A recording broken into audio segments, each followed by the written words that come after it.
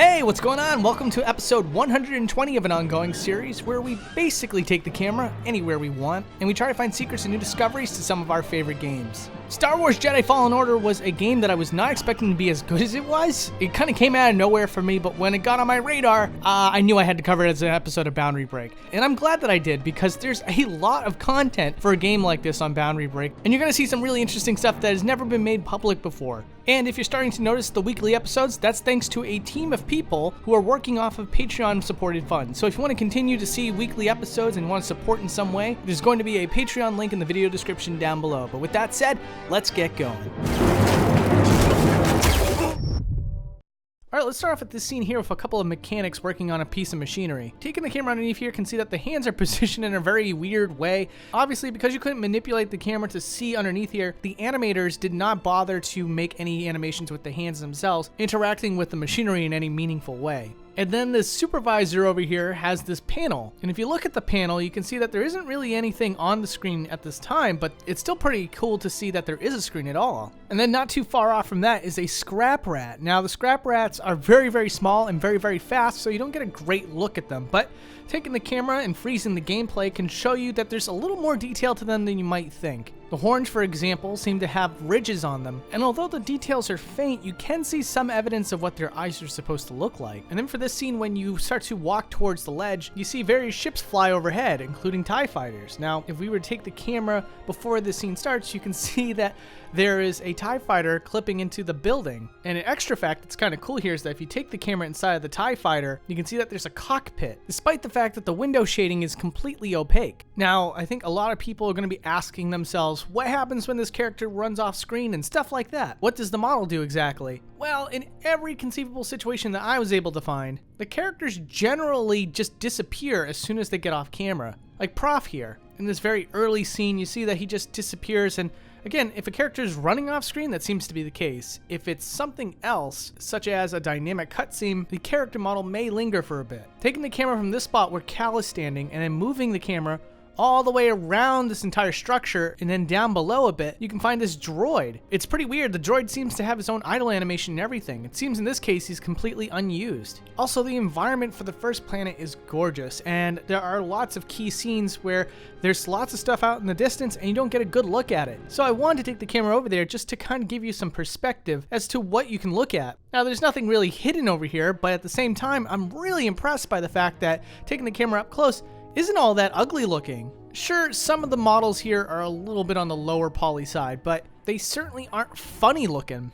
And there are some models that are used throughout the game that use level of detail, so although we can't give you a good look at what they look like from far away, taking the camera up close, we'll scale them back to their full detail amount, like this ATST. Now, there's lots of pits in this game. They may be Sarlacc pits. It might be a completely different alien. I'm not a huge Star Wars fan. I just kind of know some of the terms here. Anyways, there's another living, breathing pit in the world of Star Wars here, and I wanted to give you a good look inside of this pit to show you what's going on. Now, at the very bottom of the pit, you can find a whole bunch of junk, like ship parts and broken bits. These details are nearly impossible to see in-game. And before we move on to the train and capture scene, I wanted to do a zoom out of the very first planet, and let me tell you, it's something else. I can't believe how much detail is in this thing.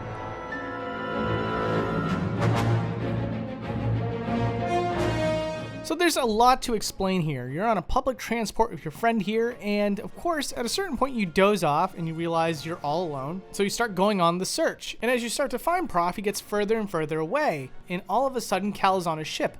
Now, how does that all transition? Well, taking the camera outside the boundaries here explains it all. So you'll see that there's two black rectangles here. One represents the original area you're from, and the other represents the ship.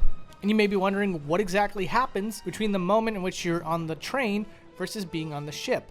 Well, it's really interesting, actually. And what happens is Cal gets transported from one rectangle to another rectangle, and it's done completely seamlessly, so that when you spin the camera around, you're suddenly in a completely different environment.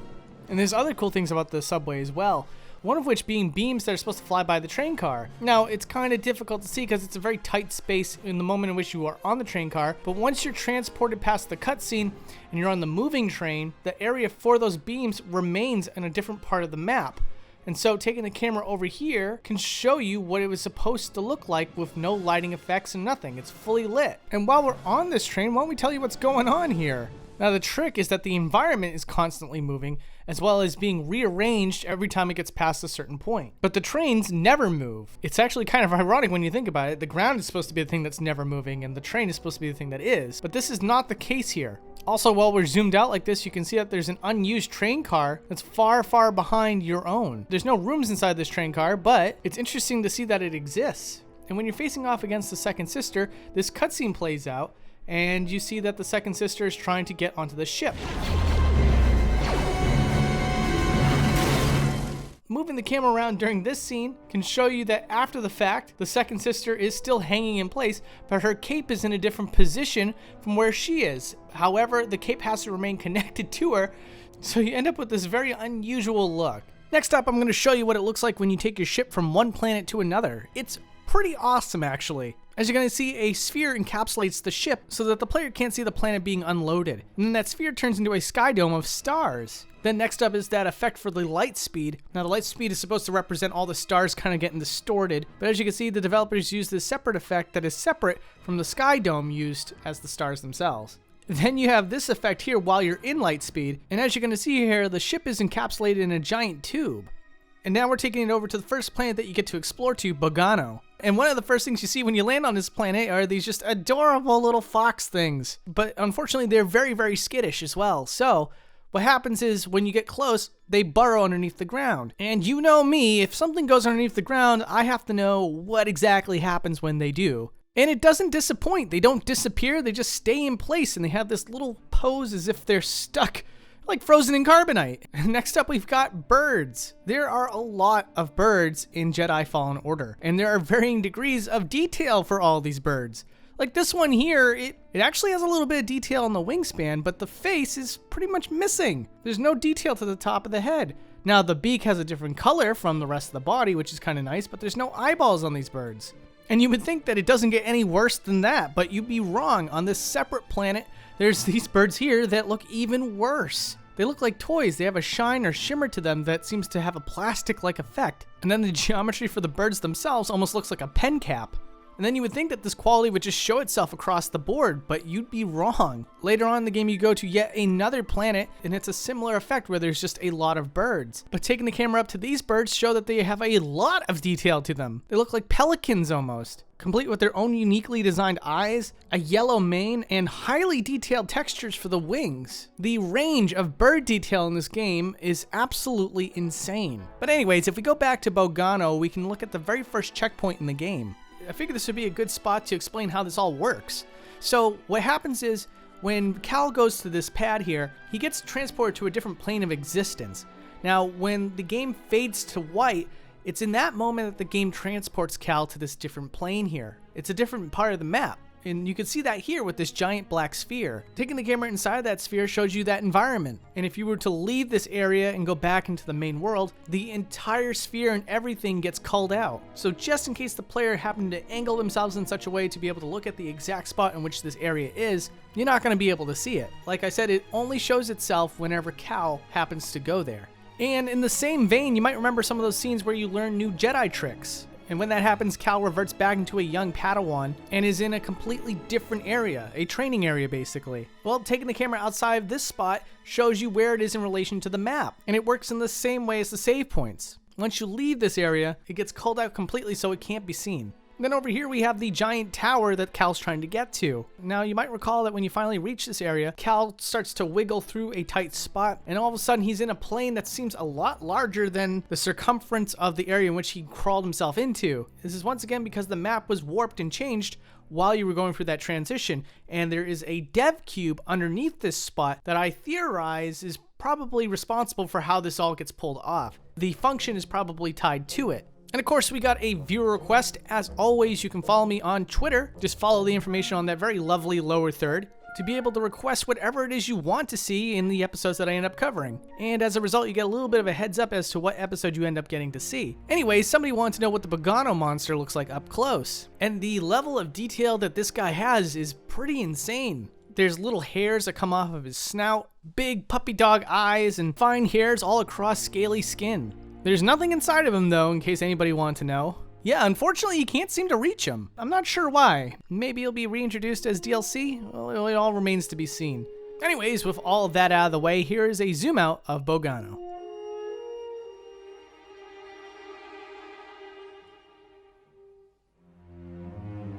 Alright, now on to Zepho. There isn't a whole lot that's very interesting about Zepho itself, so I take this as a good opportunity to talk about some other things that are general speak. Like when BD1 jumps into these chests, what does it look like when he does that? Well, as you can see, there's no special animation from when he's inside.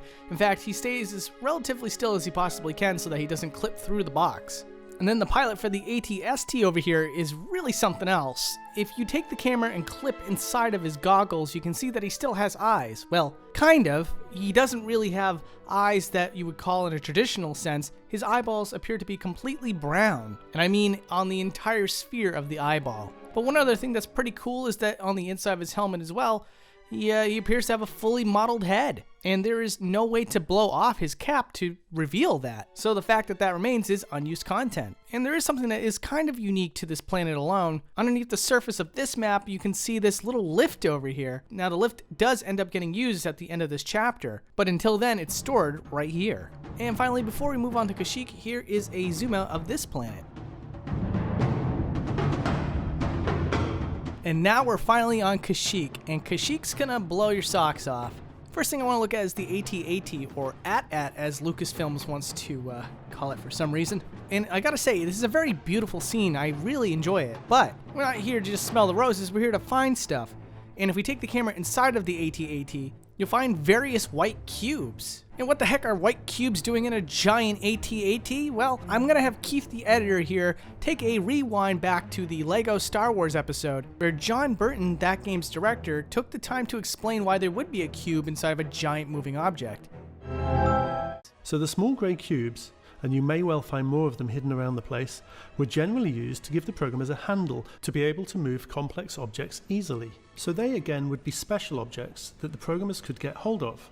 But the artists could link these cubes to much bigger and more complex sets of objects that the programmers could move by just moving the small cubes. Or sometimes they were used as locations for the programmers to add in particle effects before our engine supported artists being able to do that directly.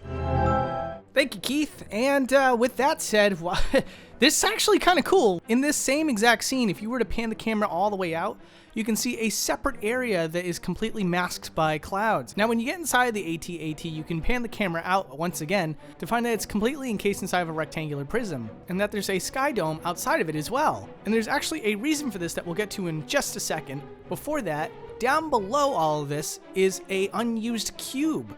Well, kind of a cube, it's missing a face, which is kind of interesting, but we're not even close to done with unused prisms in this episode, trust me. But anyways, there's this great scene that once you get to the head of the AT-AT, you commandeer it and start using it. Now here's where it starts to get really funny. When you take the camera out during this scene, the environment is fully modeled outside of yourself, but that AT-AT, to save on resources and many other things, is completely absent except for the head. So while you're running around in this giant behemoth, you're not actually running around in a giant behemoth. You're really just floating around in a tiny little AT-AT skull.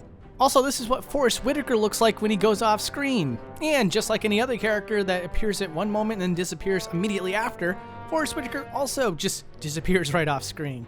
And now it's time to unveil all of Kashyyyk's many out-of-bounds secrets.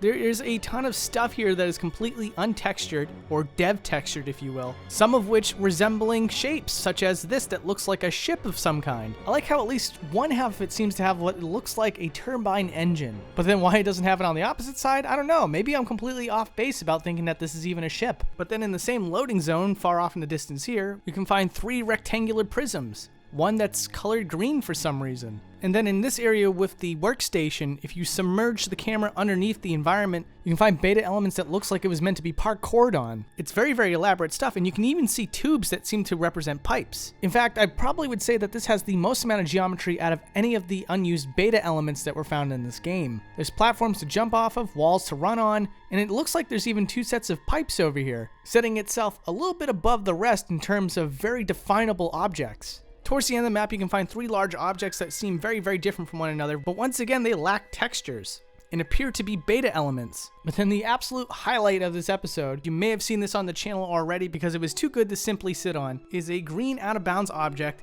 that reads Yes, reads.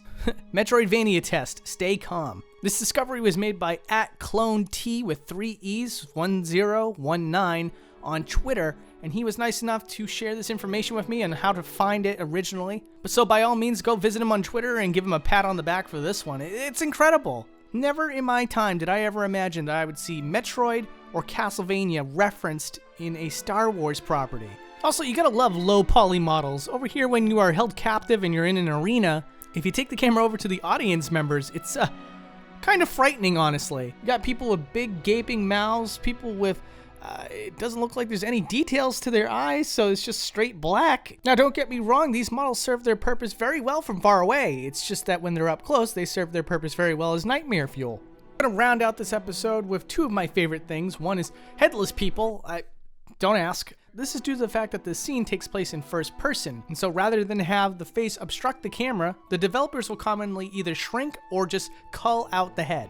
In this case, Cal's head is culled out. And the last one here is a nice little double threat. See, we can do a zoom out of this area, which is of a temple that's supposed to be indoors, and by doing the zoom out, we find out that it's completely encapsulated in structured size untextured geometry, making this probably the most definitive boundary break imagery ever shown on this show.